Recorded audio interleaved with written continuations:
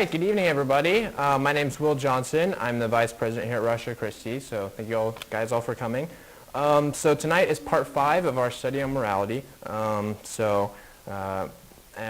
Before here, we meet over at the Union near the Chick-fil-A to eat dinner, so if you want to come over there, and then we head over here.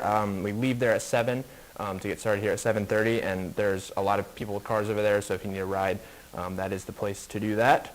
If you are a student at UNL and want to join our organization as a member, you can do that. Talk to any of the officers, me or Matt, who are here tonight. And you can also sign up for our email list that way as well. Our big event coming up for this semester is on Sunday. It is our God and Morality debate. That is Sunday night at 7 p.m. this coming Sunday, so just a few days from now. Please follow us on social media. We're on Instagram, Facebook, YouTube. You can like our stuff there. That would really help us out a lot. And this Friday, Ben would like to let all of you know that he's having spaghetti at his house. So you can show up anytime after 5:30, games, hanging out, just general stuff like that. So without further ado, I will introduce our speaker, Adam Johnson.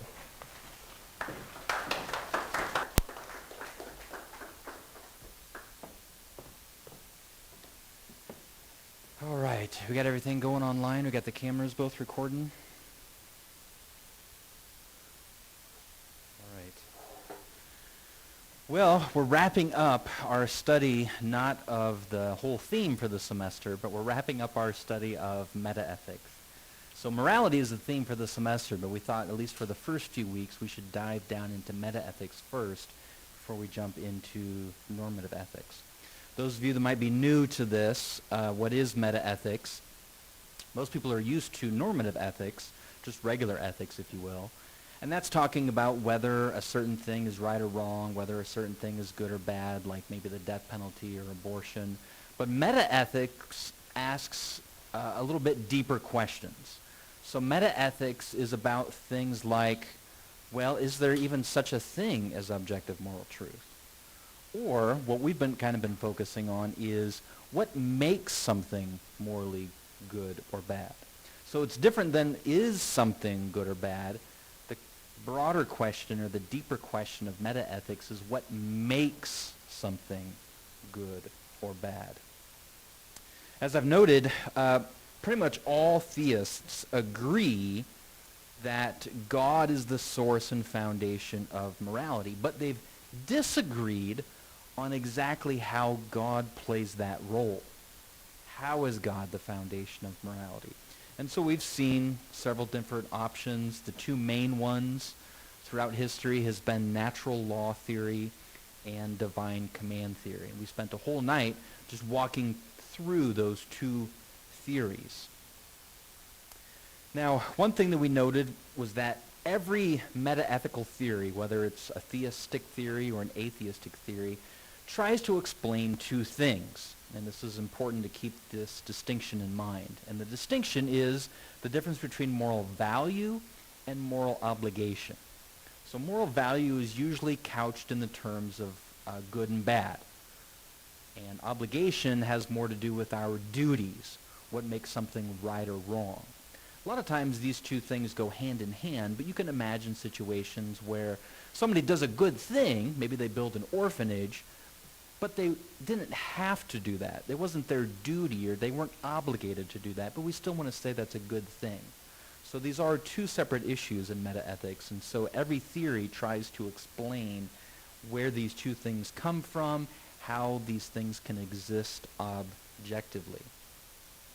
Last week, we spent the whole evening on my Teenage Mutant Ninja Turtle theory, my TMNT, and I got a lot of good suggestions for a word that begins with N, so I'll be thinking of which one to use. But just like the other theories, what I tried to do with my theory, best I could, was explain these two things.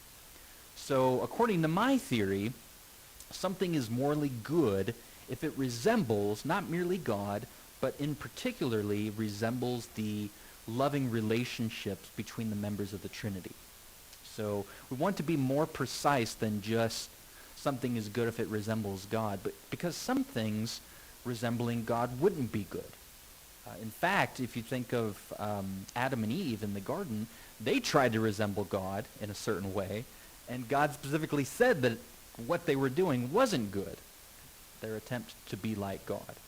So we want to be more specific and say, well, what is it about resembling God that makes something good or bad? And I'm claiming that it's the love between the members of the Trinity is the ultimate exemplar, if you will.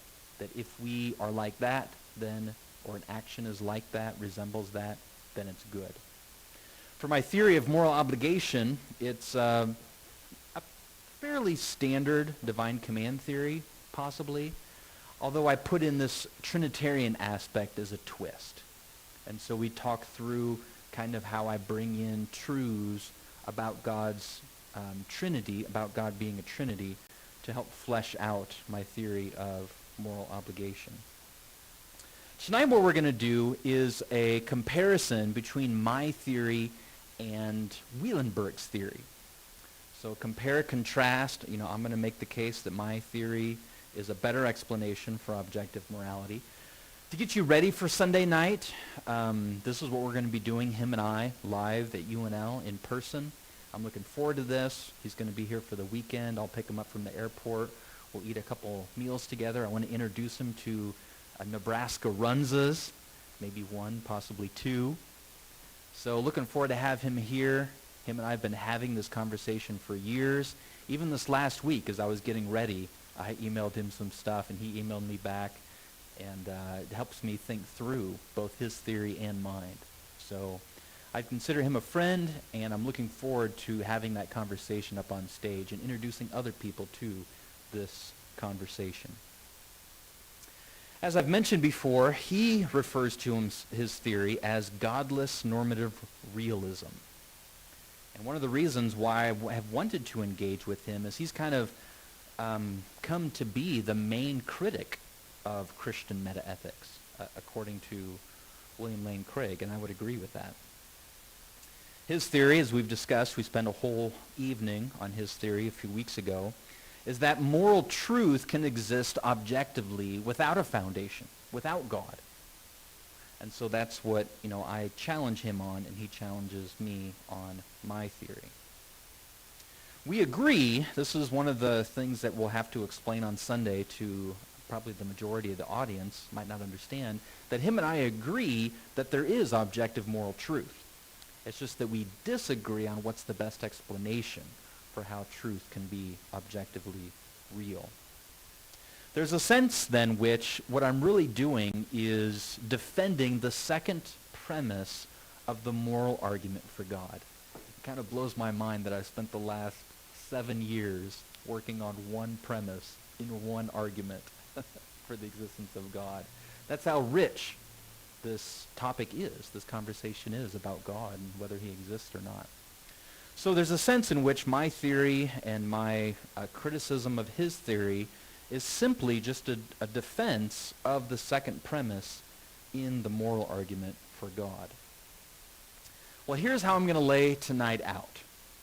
Okay, we're going to look at 5 things, 5 elements, if you will, that I'm going to argue are required in a theory in order for objective morality to exist. So 5 elements that are required for there to be objective moral truth. And then I'm going to argue for all 5 of them that my theory has that element and his does not. Therefore, my theory is a better explanation for objective morality than his. So the pattern for every single one, all 5 of them, this is the pattern that I'll follow. First, I'll argue that element X, all 5 of these, are important, possibly even necessary for morality to exist objectively. And then I have it, Wielenberg doesn't, therefore my theory is a better explanation. Now I am going to pause after each element to give you guys a chance to discuss it. So we'll actually pause and let you guys discuss 5 times tonight. Usually we don't do that many. So it might turn into a little bit of a longer evening, but I can tell from your faces that you guys are up for it. If not, there's coffee brewing in the kitchen. All right, number 1. An ultimate moral standard. It's important, possibly even necessary, for there to be an ultimate moral standard from which we can judge whether other things are good or bad. Linda Zagzebski, a philosophy professor at the University of Oklahoma, makes this case. For example, she says here, the function of an ultimate moral standard is to fix the reference of the term good person without the use of any concepts, whether descriptive or non-descriptive. An exemplar, ultimate moral standard, therefore allows the series of conceptual definitions to get started. The circle of conceptual definitions of the most important concepts in a moral theory, virtue, right act, duty, good outcome, and so on, is broken then by an indexical reference to a paradigmatically good person. A couple other quotes from Linda. Ultimate moral standard serves as a standard of perfection against which the rest of us are measured, and thus what is good for us in that sense is to imitate the exemplar. So she has a very similar theory of moral value than I and Robert Adams do. But in this particular context, she's discussing how important it is to have this ultimate moral standard. She goes on to argue that this ultimate moral standard has to be perfect. She said that perfection has the capacity to ground moral value in a way that nothing short of perfection can. Kind of like the sun in Plato's allegory of the good in his Republic book. Perfect goodness is essentially diffusive, the source of all lesser goods. Last quote from Zagzebski. She argued that God is the best candidate for the ultimate moral standard. God's is good in the same way that the standard meter stick is 1 meter long. So then God is the standard of goodness. If you know, they don't do this anymore, but originally they had a meter stick, I think in Paris, if I remember right, and that was the ultimate standard of what a meter is. And that is what she is using as an example for how God functions as that moral exemplar. Of course, my theory has an ultimate moral standard. It is the same as hers. It is God. But I extend that idea by noting the loving personal relationships in the Trinity.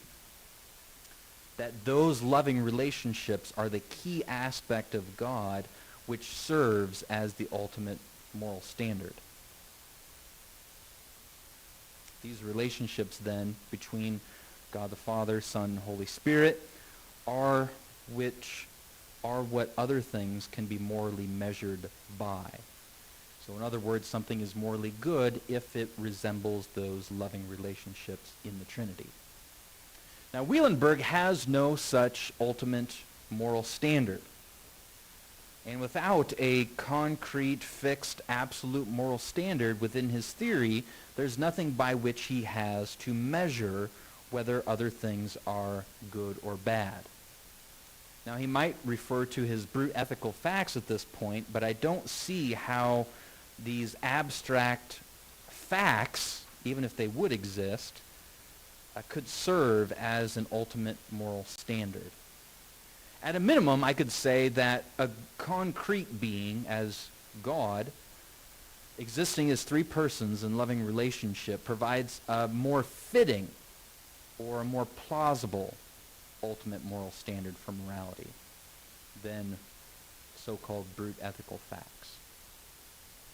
So here's how the argument flowed, right? An ultimate moral standard is an important, possibly even necessary requirement for there to be objective morality. My theory has this. Wielenberg's doesn't. Therefore, mine's a better explanation for objective morality. It's similar. Remember that silly example I used of somebody knocking at the door and we're positing theories of who or what could be behind the door?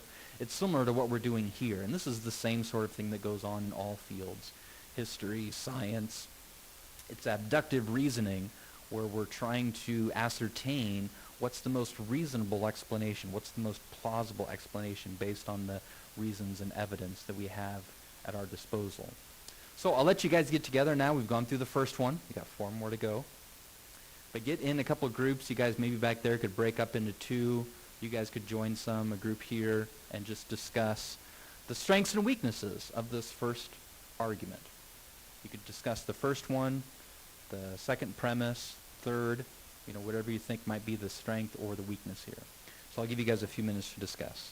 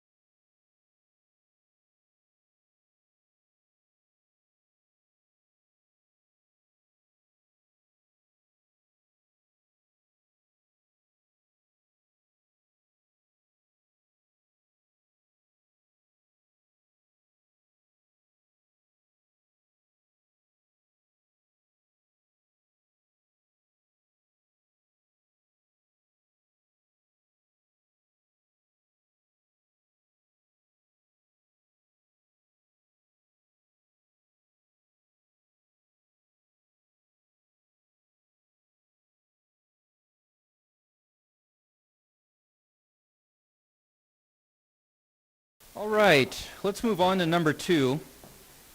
As I always say, these are just supposed to be the beginning of conversations, and hopefully you guys can continue them later, afterwards. I think we had people here till 11 o'clock last week, which is great. Or tomorrow, over coffee, whenever it works for you to continue these conversations. All right, let's move on to number 2, and this is an objective purpose for humans. Now, you might remember this guy. We talked about Alistair McIntyre way at the beginning of this study. And he, I think, and a lot of people agree, did a tremendous job explaining the importance of there being an objective purpose for humans in order for objective morality to exist. Now, he often refers to it as a telos, which is just a Greek word for like purpose or design. So you'll hear the term teleology in this conversation. But for example, a quote from McIntyre, he argued ever since belief in teleology, objective purpose for humans, was discredited, moral philosophers have attempted to provide some alternative rational secular account of the nature and status of morality. But all these attempts, and he goes through them historically in his famous book, After Virtue, all these attempts, various and variously impressive as they have been, have in fact failed, a failure perceived most clearly by Nietzsche. So Nietzsche can be a very useful ally in this conversation to Christians. So After Virtue, probably one of the biggest works of moral philosophy in the 20th century, he gives a historical account of how after the classical tradition, which includes this, purpose, was discarded, there were several other systems proposed to provide a new basis of morality, such that morality would apply objectively to everyone. But, according to McIntyre, he argues that none of them worked, and they all just ended up in this subjective morality, where morality simply becomes based on individual will or desire or emotion. Now, McIntyre is not the only one who argues for that. Here's an atheist who makes the same argument. Thomas Nagel is a well-known atheist philosopher and a moral realist, so he believes in objective morality. But he also affirmed the vital, if not necessary, role that teleology has to play in a theory of objective morality. He argues in his book that if there is no objective telos, or objective purpose for humanity, then there can be no objective morality. So both McIntyre and Nagel, I think, can be used to make the case for the importance of an objective purpose for humanity in order for there to be objective morality. Of course, my theory has such a purpose. I claim it is God's intention for why he created human beings in the first place, and that is, as we've discussed, that humans would join the communion of loving relationships in the Trinity. Bottom line, he created us to love him, to love God, and to love others, the greatest commandments. That is our very purpose and meaning to life. Here is another one who has chronicled how throughout history all sorts of figures say that humans were made for some kind of a union with God. Maybe they use different language that I'm using, but it's the same bottom line. Philosophers, Christian, non-Christians, and of course Christian theologians have argued, many of them, that this is the fundamental basis for the moral life. That God, the purpose God created us for, was to be friends or lovers of God and of others. Some kind of a union with God. I would make the case that Wielenberg just does not have this element in his theory. I think it's difficult then for him to maintain objective morality when there is no objective purpose for humanity. I think because he doesn't have that in his theory, he can't overcome the dreaded fact-value dichotomy or the fact-value dilemma. We've talked about that before in this study. But that simply says, goes back to Hume, if not before that, David Hume, that how can you establish a should from what is? It seems like there has to be some sort of intentionality behind how things are to establish a should or a moral duty. There has to be intentionality there. Otherwise, you just have facts about how things are. My theory, of course, has intentionality at the root of reality. This intentionality that provides the should, which Wielenberg's theory doesn't have intentionality. It's unclear how morality could be objective if there's no divine intentionality behind the universe, giving it that shouldness. I'll give you a long quote here from a Christian philosopher. I try to pronounce his last name, but I always get it wrong, so I'm not even going to try. But I'll just read his quote. This is in a context of a paper he wrote where he was criticizing Wielenberg's theory. And he wrote, in a godless world, there's no underlying, there's that word again, telos, such as the divine will, according to which some natural properties conform to the way the world is supposed to be, while others do not. In this world, an action that has no, intentionality behind it, an action which exhibits the natural property kindness is no more supposed to happen than one which exhibits the natural property of cruelty. In that context, it's arbitrary to assert that an act being kind makes it right, or an act being cruel makes it wrong. One needs some sort of teleological principle, some telos, that tells us how the world is supposed to go. Now, I do want to affirm that at the beginning of his major book, Wielenberg's major book, Robust Ethics, he addresses this issue.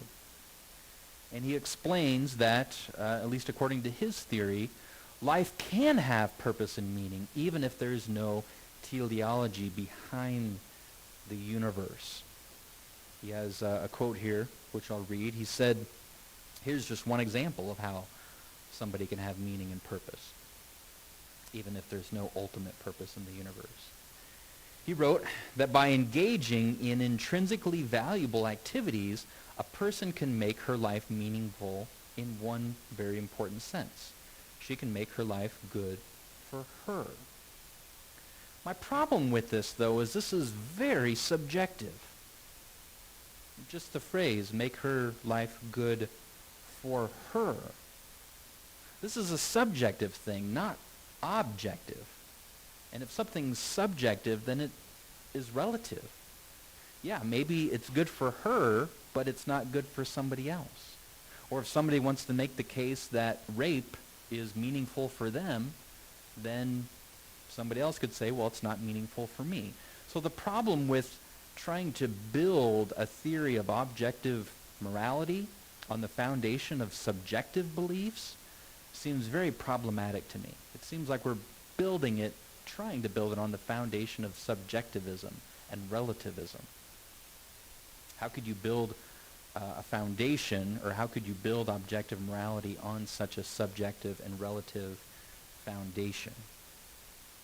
So, here's the argument in a nutshell. Again, similar pattern you're used to by now. I'm making the case that for there to be objective moral truth, there needs to be some objective, not merely subjective, but objective purpose for humans. My theory has that, again, the Trinity, God creating us to be in communion with him and the Trinity, to join that fellowship. Wielenberg doesn't have such an objective purpose. So, the conclusion that I would draw is that my theory is a better explanation for objective morality than Wielenberg's. So again, I'll give you a few minutes. You guys can discuss this, see what you think the strengths, weaknesses are of this argument. All right, go ahead.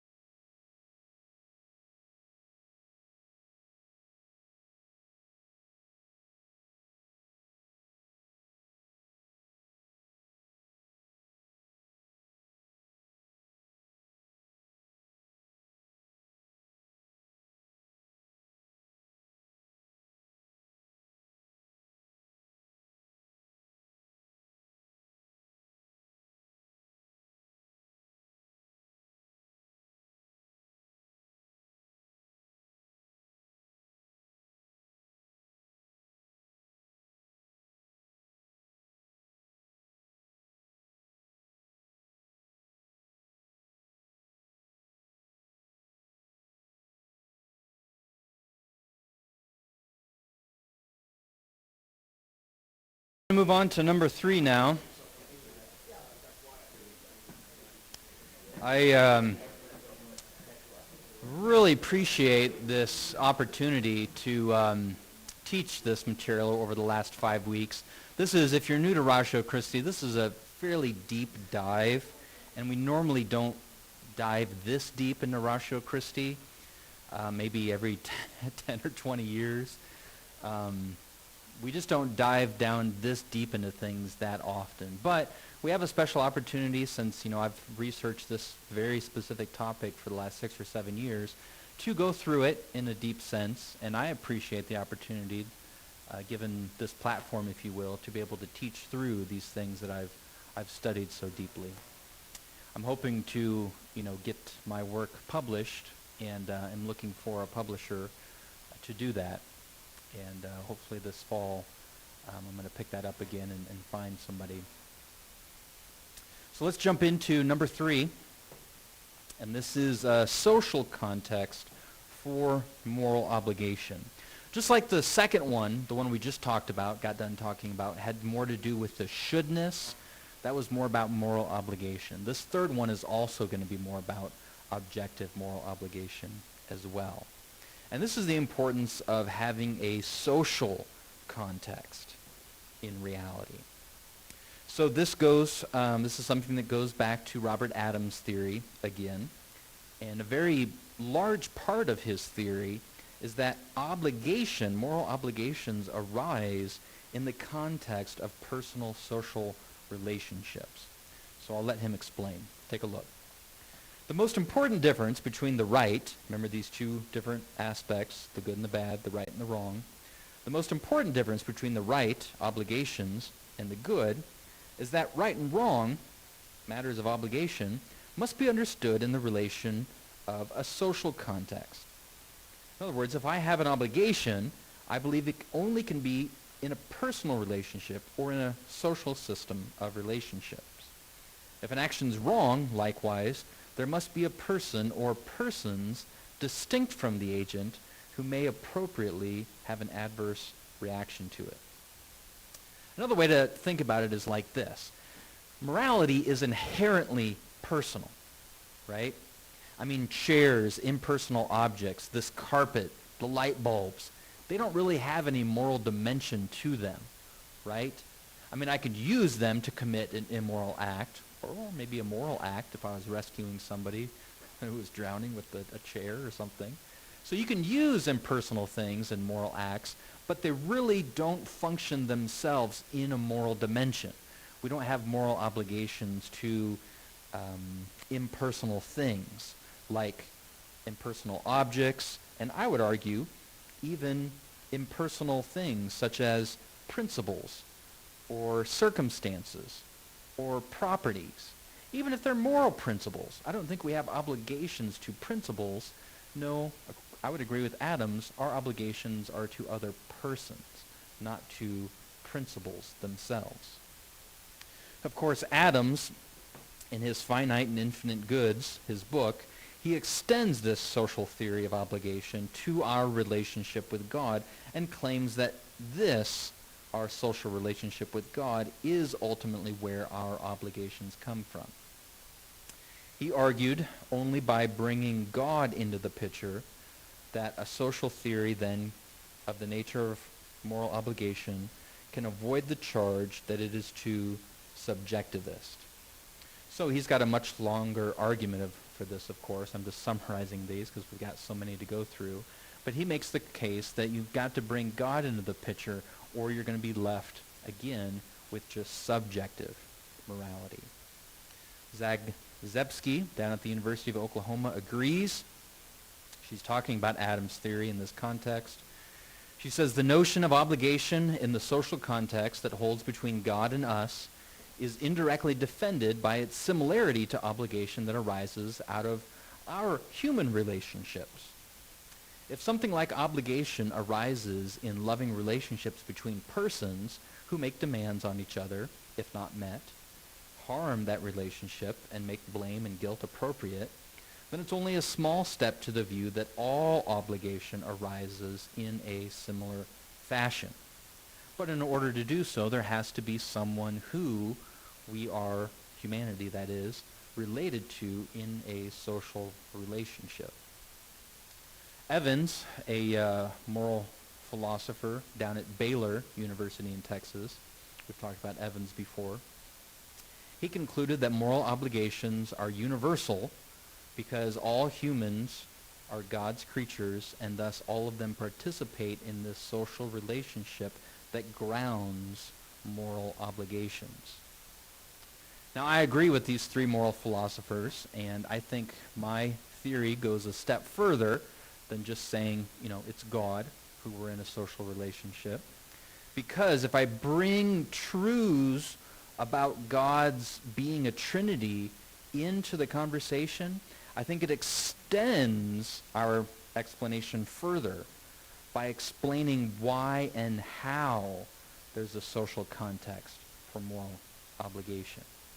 So if God does exist as a Trinity, if he exists as three divine persons in these loving social relationships, then there's a sense in which ultimate reality itself is social. There's a sense in which all reality takes place in a social context if God really does exist as a Trinity. Christian theologian Millard Erickson said it this way. He argued that if the Creator consists of three persons in loving relationships with each other, then the fundamental characteristic of the universe is personal, and reality itself is primarily social. That's why I'm convinced that God as Trinity is a fitting explanation for why there is this social dynamic to reality, and a social dynamic that's so critical for there to be objective morality. So in other words, when God created human persons, right, before creation there were just three divine persons, but then when God created human persons, it was merely an extension of that ultimate social context in the Trinity. Obligations then, I argue, my theory says, obligations arise in our social relationship with God, which is merely an image of and flows out of the social relationships in God. So we were created in his image to be accountable to him via this social relationship with him. Christian philosopher William Hasker says it this way.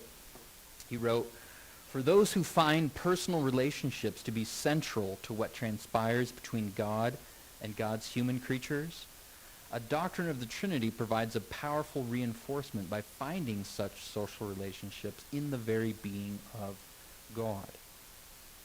So if we're going to say that social context, social relationships are critical for objective moral obligation, God existing as a Trinity provides a fitting explanation for why and how that's the case. Wielenberg doesn't have such an element in his theory. Now, he could, and I'm sure he does, affirm that obligations arise from our human social relationships, but he lacks a good explanation of how and why this is the case. Especially, I would say, since he affirms that these social relationships came about accidentally through a haphazard evolutionary process.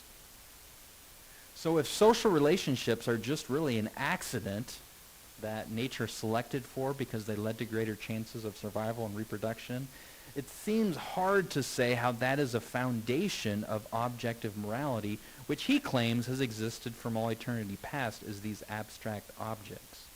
Social relationships seem like something very new on the horizon, if his theory is true. Not only new on the horizon, but very contingent and came about accidentally through evolution. Whereas my theory has social relationships at the very core of reality. In fact, the whole universe all of our reality came from a social context, which provides, I say, a better fit for objective morality.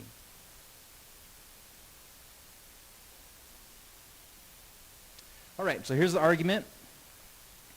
You should be familiar with this pattern by now. So I'll let you guys discuss what do you think about this third argument.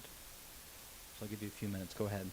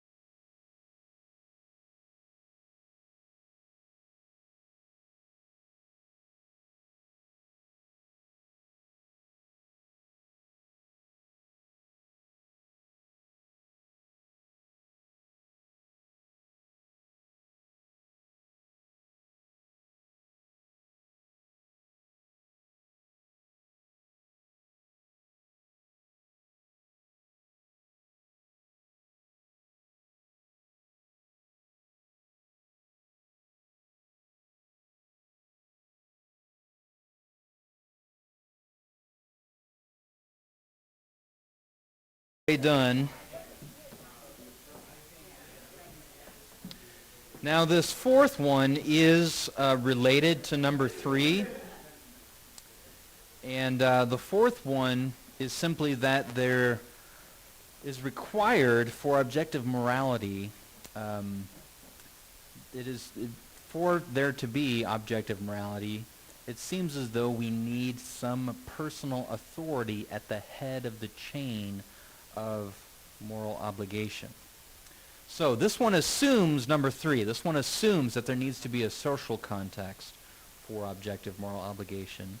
And this one just goes on top of that and says, okay, if obligations arise out of social relationships, then there has to be someone that humanity is in a social relationship with to ultimately generate these obligations.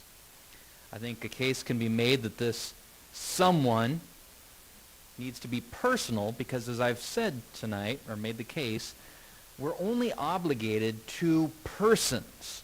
We're not obligated to facts, even the golden rule or any other moral fact you want to posit. We're not obligated to facts. We're obligated to persons.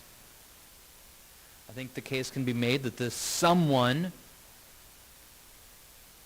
must be a person that we're accountable to, such that as our ultimate moral authority, he functions as the, if you will, kind of the top of the hierarchy of moral obligations. There's got to be a head at the top of that chain, so to speak. So take a look. This is an argument put together by Vern Poythress. He wrote that moral absolutes imply personal responsibility. Persons are ultimately responsible only to persons. The rule to make a claim on us must come from an authority. An authority is always personal. If we doubt this, if we think otherwise, if we doubt the personal character of authority, we can also observe that a rule must be specific. And this requires language, meaning, articulation, all things which only belong to persons. So for there even to be moral obligations, moral truth, it seems like there needs to be an ultimate person, because moral authority is personal. To have moral absolutes, the moral authority must be absolute in order for it to be not relative or unchanging. So we must have a personal absolute at the head of the chain of moral obligation. Now, interestingly enough, Immanuel Kant, the well-known philosopher from the 1800s, can be used here to make this case. Now, I say that's interesting because a lot of people present Kant as an enemy to bringing religion into the moral conversation at all. But I think that's a misreading of Kant, and the scholarship is starting to change on that. So one example, and I just want to kind of make this case here for a moment.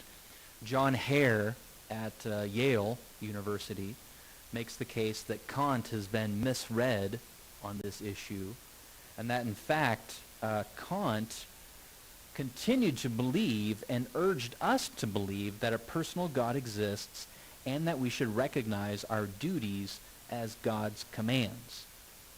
So Hare, and he's not the only one, I'm just using him as an example, makes the case that Kant wasn't against bringing religion into this conversation of morality. What Kant was against was a very specific type of divine command theory. Okay?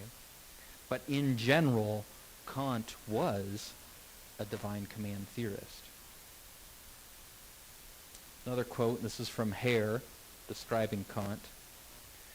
He said, Kant distinguishes between the head of the moral kingdom to which we belong and the rest of the membership of this kingdom, and says that the head of the kingdom must be, similar to what Poythress said, completely independent being, without needs, and with an unlimited power adequate to his will. There's no doubt Kant's talking about God here as the head of, or king of this kingdom, and without such a king, there wouldn't be a moral kingdom at all. So in other words, according to Hare at least, Kant made the argument that there has to be a head at the kingdom of morality, an authority, if you will, that we are accountable to in order for there to be objective moral obligation. And Kant proposed God as this ultimate moral authority. So let's look straight from the horse's mouth. This is a quote from Kant himself. Kant wrote that the moral law leads through the concept of the highest good to religion. So he does appeal to religion ultimately in his moral theory. That is, to the recognition of all duties as divine commands. This is Kant saying this. Which must nevertheless be regarded as commands of a supreme being, because only from a will that is morally perfect, holy and beneficent, can at the same time all-powerful, and so through harmony with this will, can we hope to attain the highest good, which the moral law makes it our duty to take as the object of our endeavors. So bottom line, Kant and Hare making the case that there has to be a head or a king of this moral kingdom. The way that I chose to phrase it is that there has to be a personal authority at the head of the chain of moral obligation. Of course, I have this in my theory, right? God as Trinity.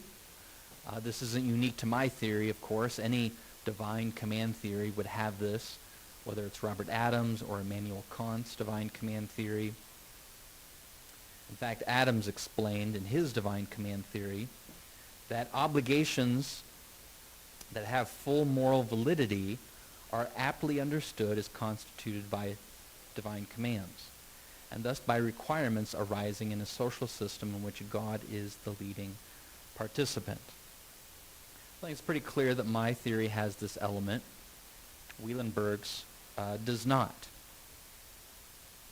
So according to Wielenberg, he would argue that our social relationships with other humans and the circumstances surrounding them are sufficient themselves to generate moral obligations. So he uses this example, maybe you've read it already, he uses this example of coming across a child who is on fire. Right? This is a fairly common example in moral philosophy.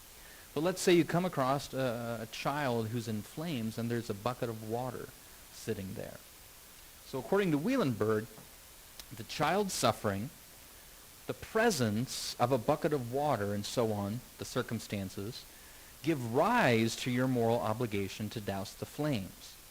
My theory is that various features of the situation, facts about the situation, cause you to be morally obligated to help. And I'm making the case that that just isn't sufficient. Facts, features, characteristics aren't sufficient to generate moral obligations. Okay? How could impersonal things generate obligations? Now, I would say, I agree with him, we do have obligations here. That's where him and I agree. We have an obligation to put out the flames. He agrees to that, I agree to that. My argument is that if there was no God, no ultimate moral authority that we're accountable to, it's unclear why we would be obligated to do that. Now, I could affirm and I could understand somebody saying, well, look, evolution selected within us this subjective desire to douse the flames. Nature selected creatures, humans, whatever you want to say, that have those sort of subjective internal desires. Because, a group or a species that had that internal desire to douse the flames would have better chances at survival and reproduction than a corresponding species that wouldn't have that internal desire. So I can understand in an evolutionary explanation of things where a subjective desire like that would come from, but that doesn't make it objectively true.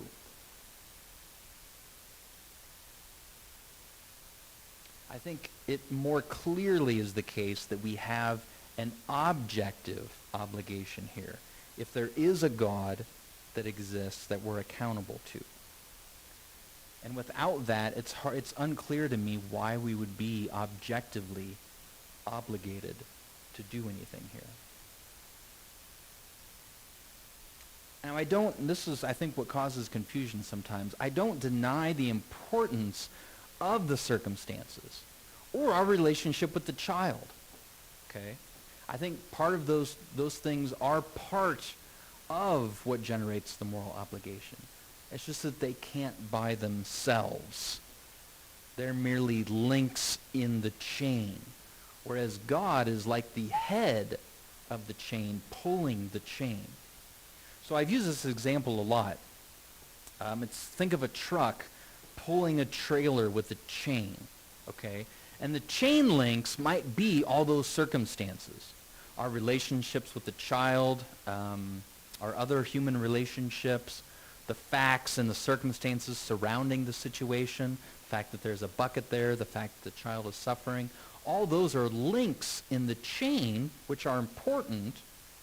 But if there wasn't a truck providing the pulling to the chain, the trailer wouldn't go anywhere.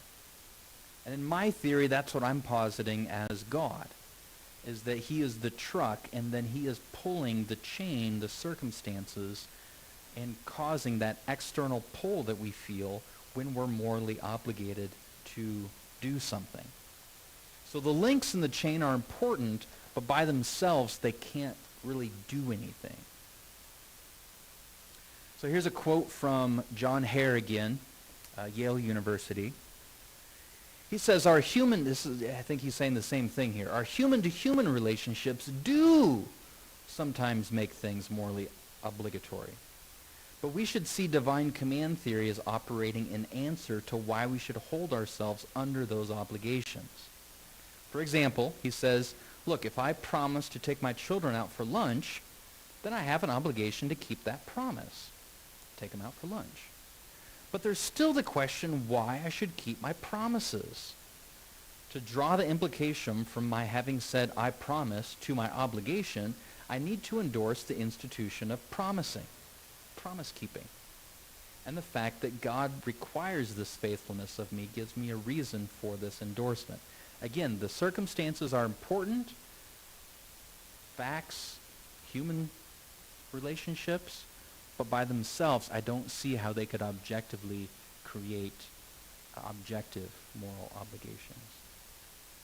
So, I would argue that Wielenberg's theory is lacking here. I just don't think it's plausible to say that impersonal events, circumstances, chairs, buckets of water, impersonal things, even abstract objects, moral principles, can generate moral obligations by themselves.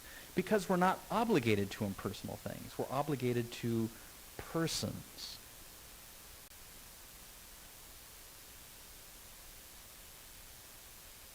All right. So I'll let you guys chat about this fourth one here. We're almost done. We got one left. But I'm making the case here that there needs to be a personal authority at the head of the chain of moral obligation for there to be objective moral obligation. I think my theory has that. Wielenberg's doesn't. So another reason why my theory is a better explanation. I'll let you guys discuss here for a few minutes.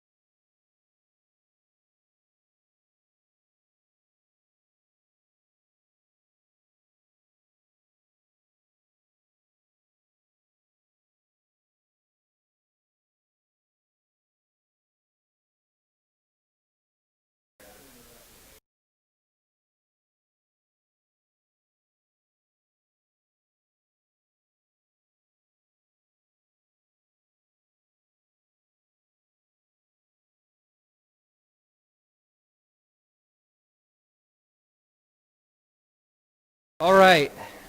Well, I saved the best for last, I think. We're down to number 5. You guys are doing good. It's 8:45. So I would probably say I'm most excited about this last one. This last one, number 5, is probably the one that I've spent the most time on.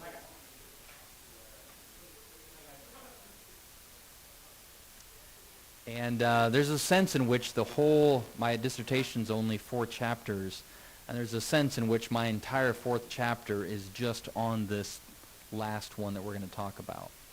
So I'm super excited about it, and I think it illustrates, maybe more so than any of the others or anything else we've talked about these last 5 weeks, why bringing truths about God being a Trinity is so useful to this area of metaethics. So, number 5. It seems as though for morality to be objectively real, that it needs to be grounded, that there has to be an ultimate ground, a source, a foundation, whatever term you want to use. There has to be an ultimate ground for moral truth. As we've talked about before, it just doesn't seem like moral truth is one of those things that can just exist on its own. It needs itself some sort of an explanation.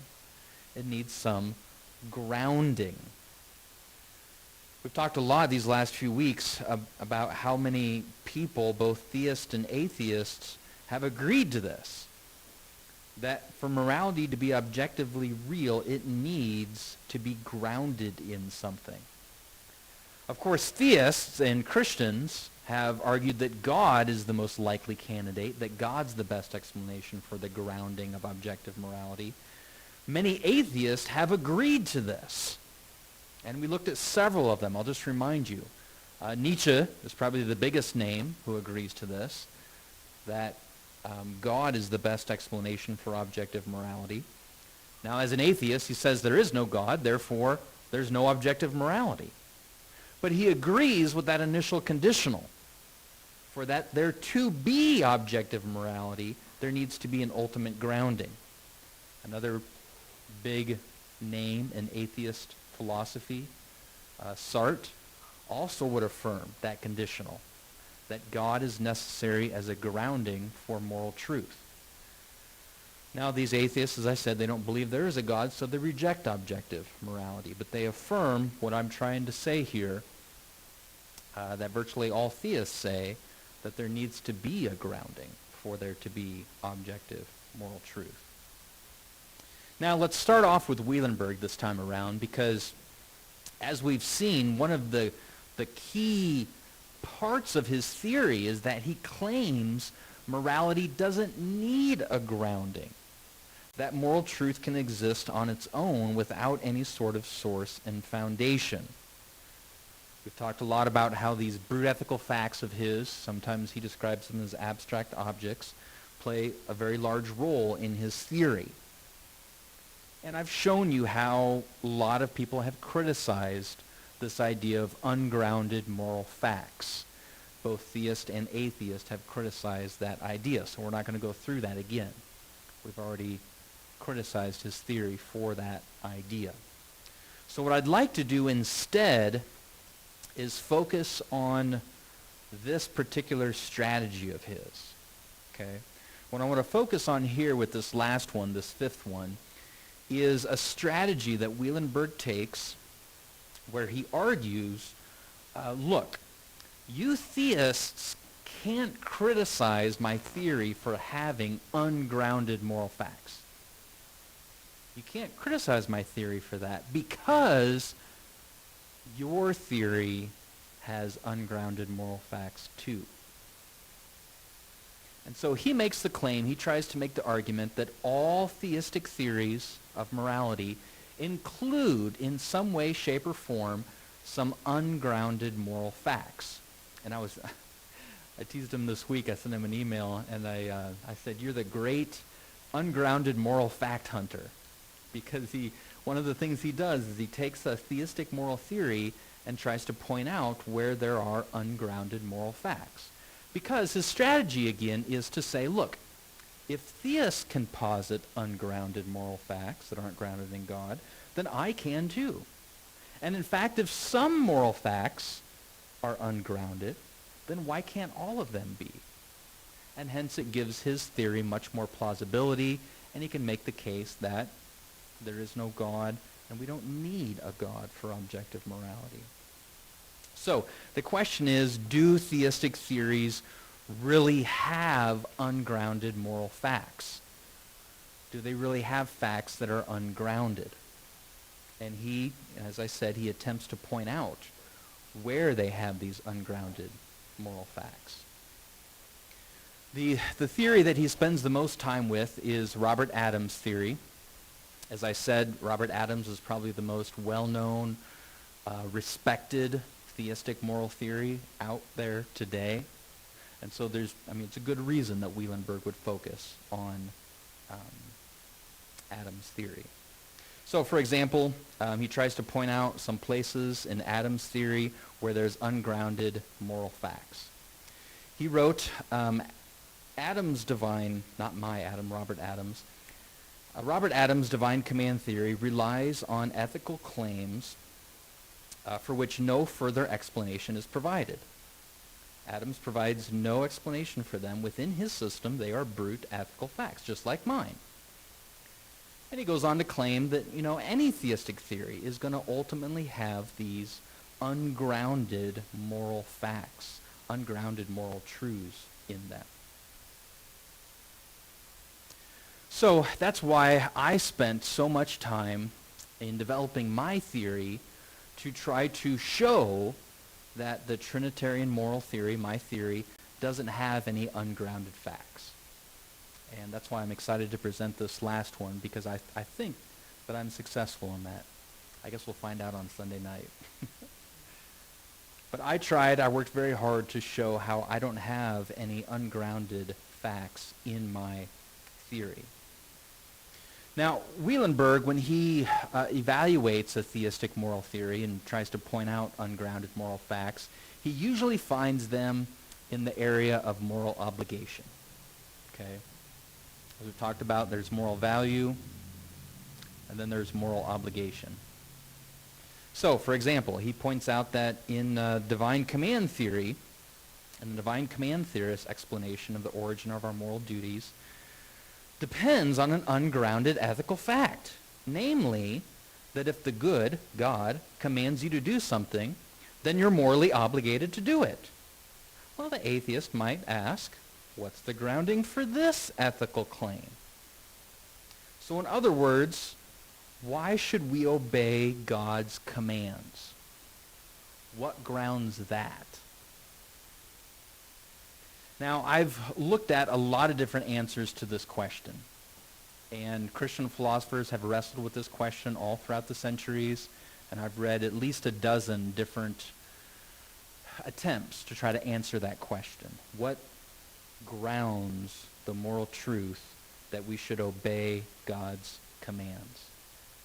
And I think John Hare at Yale University, John Hare provides the best answer to this question. And Hare is drawing on Duns Scotus, a very famous medieval Christian philosopher. So take a look at John Hare's explanation, his answer to this question. Why should we obey God's commands? Hare wrote, it is necessarily true, Scotus, according to Scotus, he's pulling on Scotus's work here. It's necessarily true, Scotus holds, that God is to be loved. We know this just by knowing the terms God and to be loved. It's also true that we know that to love God is at least to obey God. So I'm making the case here, along with John Hare and Duns Scotus, that ultimately the truth, God should be loved, is what generates our obligation to obey him. But again, Wielenberg might say, well, what grounds this truth? The truth that God should be loved. I think the key here is to see the strong connection between loving God and obeying God. So here's some verses. Jesus makes this connection a lot between obeying God and loving God. I won't take the time to read those verses, but you've probably read them already, both in John 14 and then later in the New Testament in 1 John.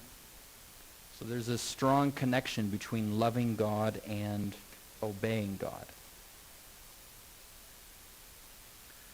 So back to my question, though. What grounds this truth, that God should be loved? Well, I'm going to make the case that this truth is not ungrounded, but it's grounded in who God is. This truth that God should be loved, therefore obeyed, love and obedience being almost synonyms. At a minimum, obedience is how we express our love to God. But this truth, God should be loved, is not ungrounded because it comes from facts about who and what God is. And so it is grounded in God. We can agree, yeah, there's brute facts about God, that he exists, that he's a Trinity. But these facts aren't ultimate. It's God who is ultimate, and these facts about him are just descriptions of who and what he's like. So I think by definition they're grounded in him.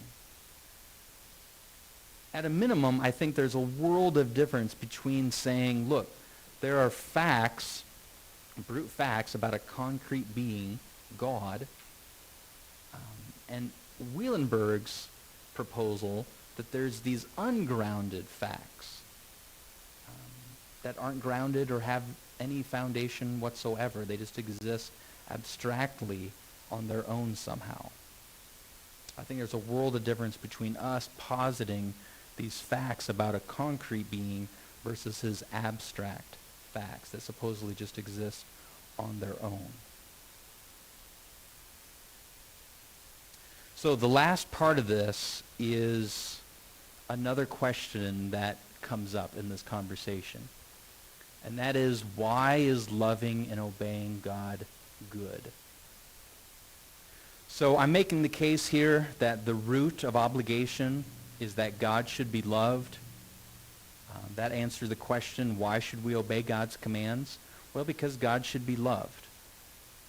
And that's not an ungrounded fact. It's grounded in who and what God is. But then somebody, Wielenberg, or somebody might come along and say, well, why is loving and obeying God good?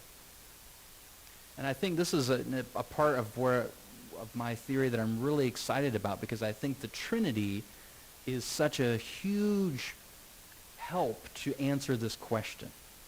Why is obeying God a good thing? And I think what the Trinity does more than anything else, any other aspect about God, what the Trinity helps us do here in metaethics is connect these two things. I think this is one thing that metaethical theories have a difficult time with. They're trying to explain these two things, but they struggle often with how to explain that these two things are connected. They almost seem like two different animals. But if we want to make a theory of morality, I think it goes a long ways to show how these two things are connected. And that's what I think that my theory can do, is show why obedience is good. So in other words, I'm connecting moral obligation, loving and obeying God, to moral value, trying to show why moral obligation, obeying God, is a morally good thing. So that's a long setup, but here's the argument in a nutshell. As I've been saying, all these weeks, something is morally good if it resembles God. And here's the key premise. Our loving and obeying God resembles God. So our love of God and our obedience to God resembles the Trinity, because there's love and obedience in the Trinity. So because our love and obedience resembles the Trinity, resembles God, therefore, according to premise 1, it is morally good. And here's something that keyed me on to this from John 15, where Jesus himself makes this connection that the love and obedience in the Trinity is a model, if you will, of our love and obedience that we should have with God. So I will read this from John 15. Jesus said, "Just as the Father has loved me, I have also loved you. Abide in my love. If you keep my commandments, you will abide in my love, just as I have kept my Father's commandments and abide in his love." So there's love and obedience in the Trinity. When we love and obey God, that makes that love and obedience a morally good thing. And I think, again, this is my attempt to ground all of morality in God. And so I'm not left with any ungrounded moral facts. Even moral obligation itself is grounded in God.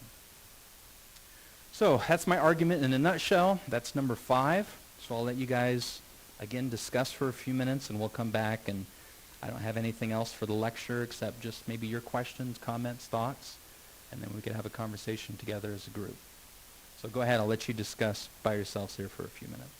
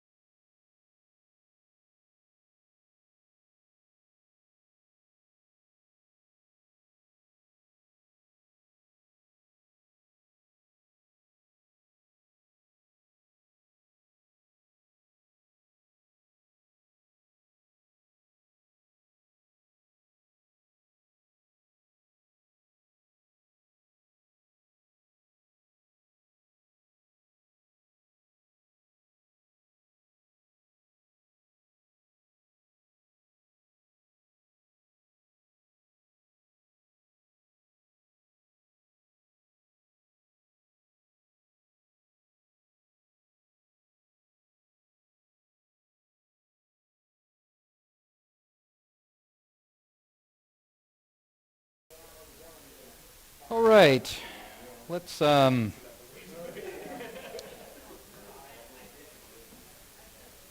just discuss as a group. I'm curious to know your responses to what I presented tonight, thoughts.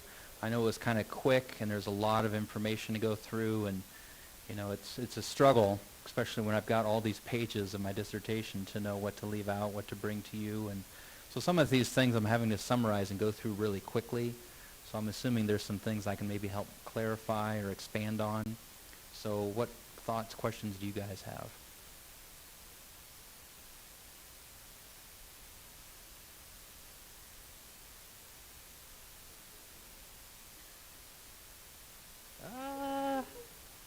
I'm a fan of Butterfinger.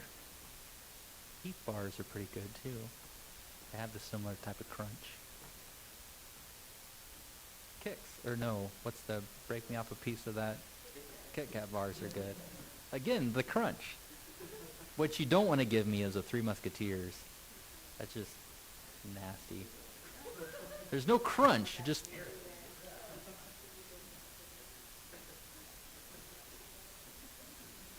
it would be objectively wrong for you to give me a Three Musketeers.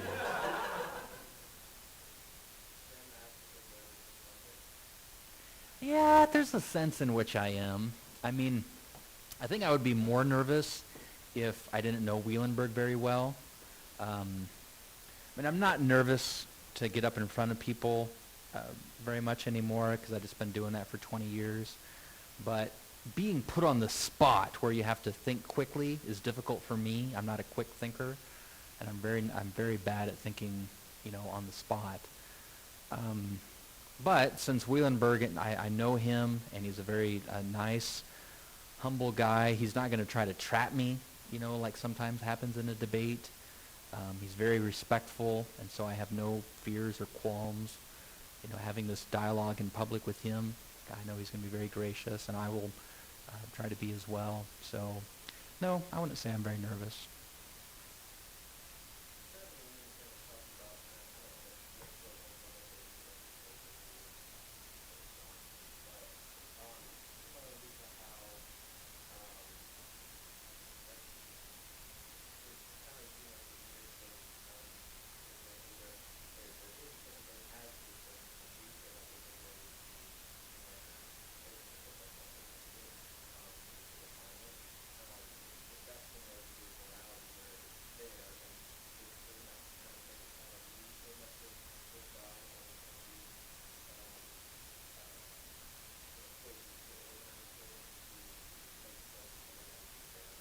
Yeah.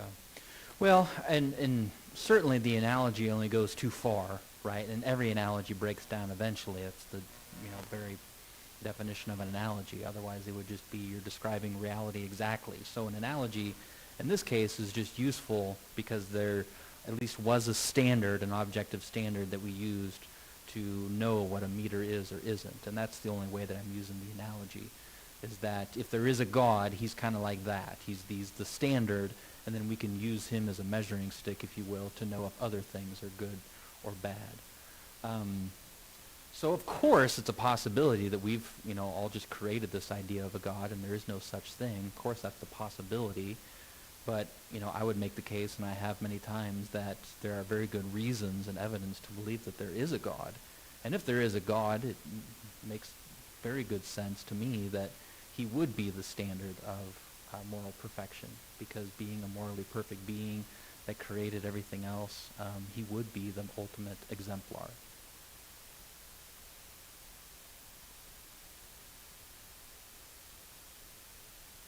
Now there's some pushback just among Christians in my theory about how I've described the Trinity, and especially this idea about obedience in the Trinity. And some of you might be familiar with this controversy. It's the controversy of EFS, eternal functional subordination. Is the Son eternally subordinate to the Father, or is that something just true of Jesus when he was incarnate? And I can kind of avoid that whole controversy by the way I've done it here, where I'm just saying that our love of God includes obedience, and so our love of God resembles the Trinity.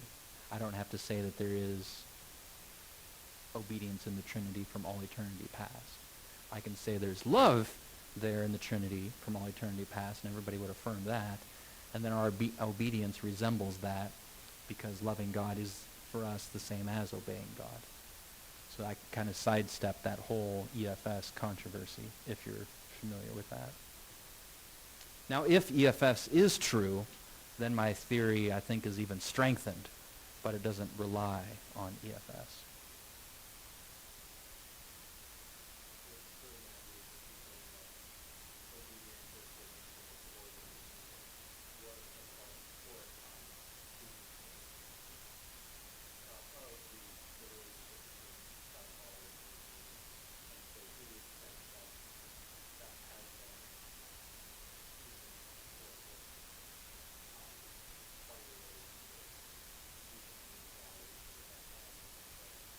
That would be a strategy. I wouldn't take that as strategy because if the obedience only occurred for a short time in the incarnation, then it's contingent because Jesus didn't have to become incarnate. And I want to ground morality in something that's not contingent, but that is necessary. So if a person's going to deny EFS, which I don't, I affirm EFS, but if a person denies EFS, we can just avoid that completely and just say, look, there's love within the members of the Trinity, and everybody affirms that. And our loving God resembles that love. And of course, our loving God includes obedience. So maybe it's not the obedience that resembles God, it's the love that we have for God that resembles God. So I can avoid the whole EFS controversy completely. Now I affirm EFS, eternal functional subordination, and I make that argument in my dissertation, and I kind of felt bad. Because Wielenberg read my dissertation, and I'm very thankful that he was willing and able to do that. But I thought about him while he was reading it, to read page after page about this EFS controversy, which is an inter-Christian debate, and just how boring or how inconsequential he probably thought that debate was, coming from his position.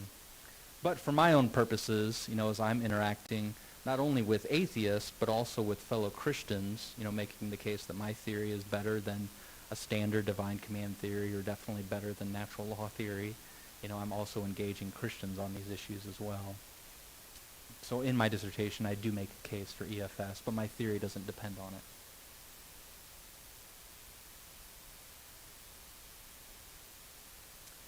All right, it's been a long night.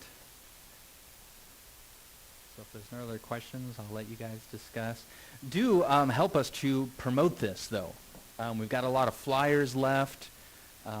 Even if churches would be willing and able to email this out to folks, I think this can be a very useful. I've talked to Dr. Wielenberg just this last week, and him and I are on the same page that we want to keep this more basic for people and just introduce people to this conversation. So I hope it's not going to be over people's heads. We're going to try to keep it basic and just let it begin the conversation. So I'm really looking forward to that. Help us to advertise it on campus, let folks know, hand out postcards, and it'll be a great event for our semester. All right, you guys are free to hang out here and chat as long until Kristen kicks you out.